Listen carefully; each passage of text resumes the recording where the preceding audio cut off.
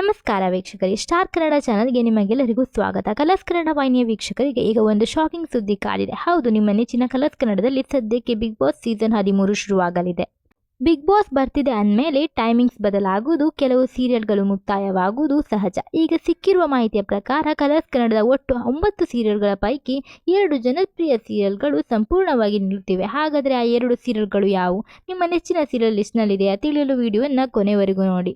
Colours ಕನ್ನಡದಲ್ಲಿ ಭರ್ಜರಿ TRP ತಂದು ಕೊಡುತ್ತಿರುವ ನಂದಗೋಕುಲ, ಗೌರಿ ಕಲ್ಯಾಣ, ಮುದ್ದು ಸೊಸೆ ಮತ್ತು ಪವಿತ್ರ ಬಂಧನ ಧಾರಾವಾಹಿಗಳು ಅತ್ಯಂತ ಸುರಕ್ಷಿತವಾಗಿದೆ. ಇವುಗಳ ಜೊತೆಗೆ ಗಂಧದ ಗುಡಿ ಮತ್ತು ಪ್ರೇಮ ಕಾವ್ಯ ಸೀರಿಯಲ್ಗಳು ಕೂಡ ಉತ್ತಮ TRP ಜೊತೆಗೆ ಮುನ್ನುಗ್ಗುತ್ತಿವೆ.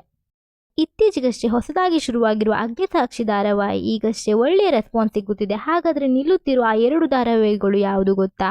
ಹೌದು, ಅತ್ಯಂತ ಕಡಿಮೆ TRP ಹೊಂದಿರುವ ರಾಣಿ ಮತ್ತು ಭಾರ್ಗವಿ LLB ಧಾರಾವಾಹಿಗಳು ಬಿಗ್ ಬಾಸ್ ಕಾರಣದಿಂದಾಗಿ ಸದ್ಯದಲ್ಲೇ ಮುಕ್ತಾಯ ಕಾಣಲಿವೆ ಎಂದು ಹೇಳಲಾಗುತ್ತಿದೆ.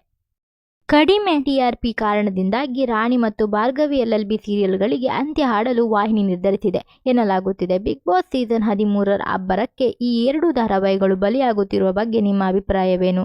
ನೀವು ಯಾವ ಸೀರಿಯಲ್ ಮಿಸ್ ಮಾಡಿಕೊಳ್ಳುತ್ತಿದ್ದೀರಾ? ತಕ್ಷಣ ಕೆಳಗೆ ಕಮೆಂಟ್ ಮಾಡಿ ತಿಳಿಸಿ.